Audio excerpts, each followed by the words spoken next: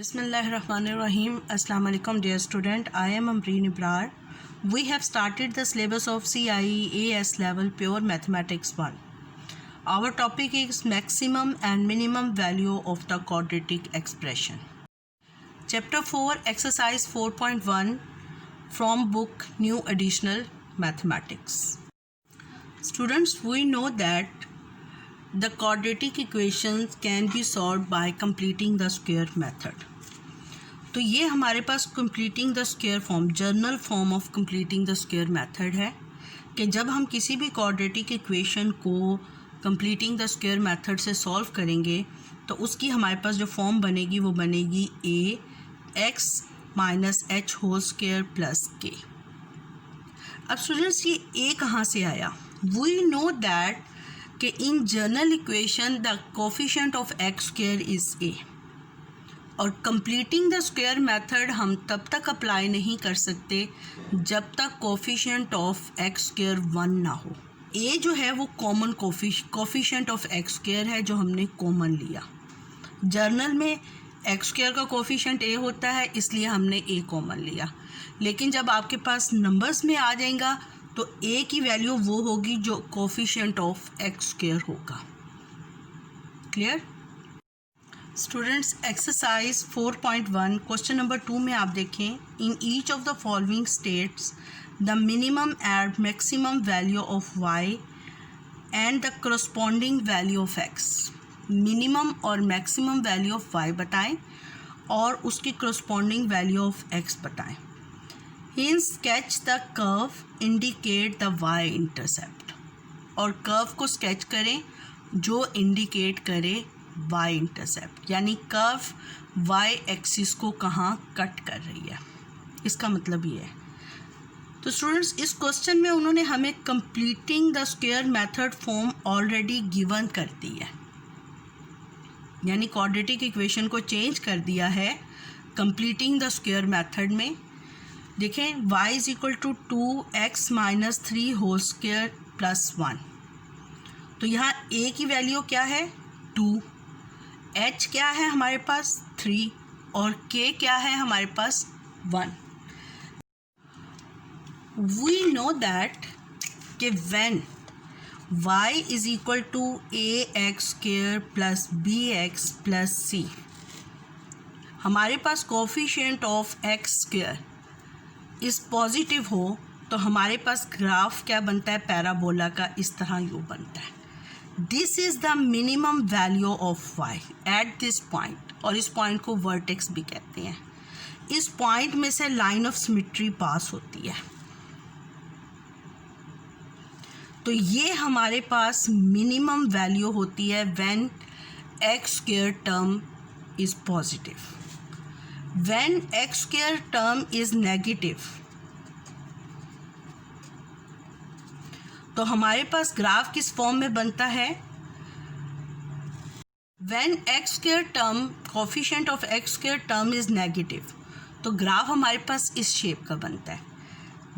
इसमें हमारे पास इस पॉइंट पर y हमारे पास क्या होता है मैक्सिमम होता है और इस पॉइंट पर y हमारे पास क्या होता है मिनिमम.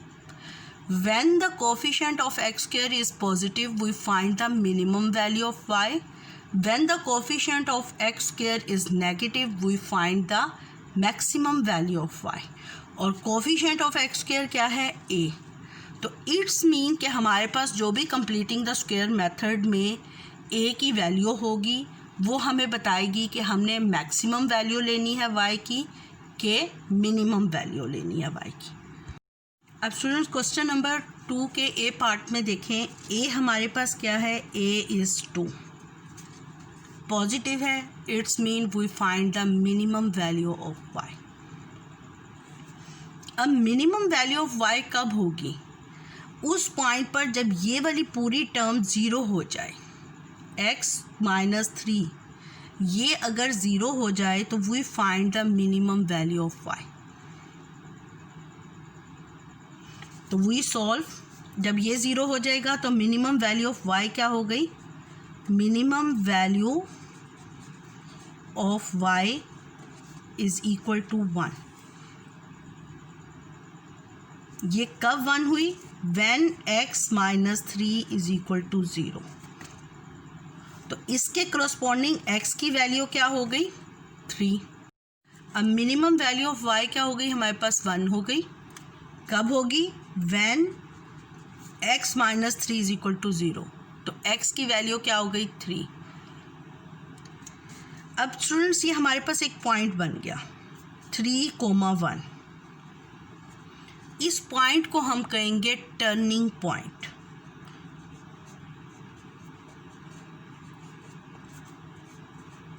टर्निंग पॉइंट या वर्टेक्स। देखें, इस पॉइंट के बाद, ये जो पॉइंट है, इस पॉइंट के बाद ग्राफ या तो इस तरफ अपवर्ड जाएगा या ग्राफ इस तरफ अपवर्ड जाएगा। तो ये पॉइंट हमारा क्या होता है? Turning point. क्लियर? अब स्टूडेंट्स इसमें हमें एक और चीज़, जो value of minimum value of y पर जो x की वैल्यू आई है, this value of x is the equation of line of symmetry. यानी अगर हमसे वो डिमांड करे कि what is the equation of line of symmetry, equation of line of symmetry,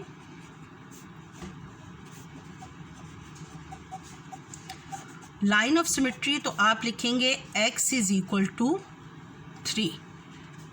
ये हमारे पास equation of line of symmetry होगी। y intercept,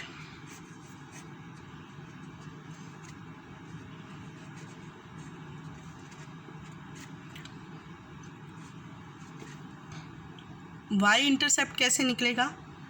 when x is equal to 0। जब x 0 होता है तो y इंटरसेप्ट हमारे पास आता है। तो हम इस इक्वेशन में क्या सब्स्टिट्यूट कर देंगे? x is equal to 0। तो y is equal to 2, 0 minus 3 plus 1। तो y is equal to 2 minus 3 whole square plus 1, 18 plus 1 19। तो y इंटरसेप्ट हमारे पास क्या आ गया? 90। क्लियर? स्टूडेंट्स अब उन्होंने कहा है कि इस कर्व का ग्राफ स्केच करें। We know when x is equal to 0, y is equal to 19। When x is equal to 1, 1 minus 3 2, 2 का square 4, 4 into 8 into 9, y is 1 is equal to y is equal to 9। When x is equal to 2, 2 minus 3 minus 1 whole square 1, 2 plus 1 3। When x is equal to 2, y is equal to 3। When x is equal to 3, y is equal to 1। ये हम show कर चुके हैं turning point पर। ये हमारा कौन सा पॉइंट है? Turning point. उसके बाद हमारे पास क्या है? When x is equal to 4, 4 minus 3 1, तो 2 से मल्टीप्लाई होगा, 2 plus 1। When x is equal to 4, y is equal to 3। Similarly x is equal to 5, तो y इज इक्वल टू 9। ये स्टूडेंट्स हमने पॉइंट्स ले लिए। अब इन पॉइंट्स का हम ग्राफ बनाएंगे। अब हमने ग्राफ की ये रीडिंग्स ले ली हैं। 3, 1 हमारा टर्निंग पॉइंट है। इन रीडिंग्स पर हमने ग्राफ को स्केच करना है। ग्राफ को स्केच करने के लिए सबसे पहले हमने क्या किया? ग्राफ का स्केल लिया। अलोंग एक्स एक्सिस हमने क्या स्केल लिया? 1 big division is equal to 1 unit. Along Y axis 1 big division is equal to 2। तो हम स्केल लिखेंगे 1 big division is equal to 1 along X axis के अलोंग, और वाई एक्सिस के अलोंग क्या है? 1 big division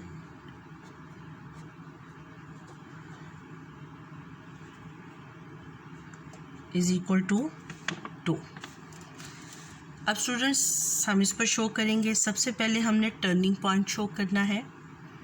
turning point is 3, 1, x is equal to 3, y is equal to 1। इस turning point में से हमने लाइन ऑफ सिमेट्री ड्रॉ कर देनी है।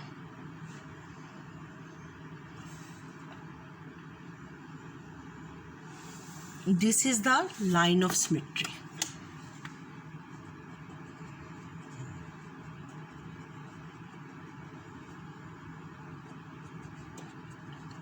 और लाइन ऑफ सिमेट्री की इक्वेशन क्या है? x is equal to 1। उसके बाद बेटा हमने y इंटरसेप्ट शो करना है। When x is equal to 0, y is equal to 19, 0, 19। ये हमारा कौन सा पॉइंट है? y intercept, y intercept. उसके बाद स्टूडेंट्स हम इसके ऊपर रीडिंग ले लेंगे। When x is equal to 1, y is equal to 9. x is equal to 1, y is equal to 9. x is equal to 2, y is equal to 3. x is equal to 4, y is equal to 3. x is equal to 5, y is equal to 9. Similarly, when we write x is equal to 6, तो y is equal to 19 हो जाएगा।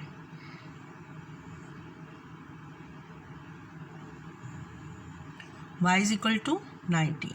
अब students हम इसके ऊपर से curve draw कर लेंगे। देखिए, जब ये u फॉर्म में हो तो आपका तो अगर u क्लियर बनता है तो ठीक है, लेकिन आपने इसको एक्यूरेट u ड्रॉ करने के लिए आप इसको इस तरह कर लें। इस तरह करने से आपका U बहुत एक्यूरेट ड्रॉ हो जाएगा। क्लियर?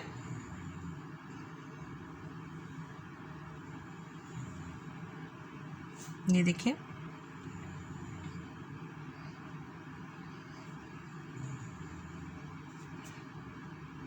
ये पॉइंट्स पे हमारा U ड्रॉ हो गया। अब स्टूडेंट्स आप इसको किसी भी तरीके से मूव कर सकते हैं। आप इसको ऐसे भी कर सकते हैं और ऐसे भी। ये देखिए,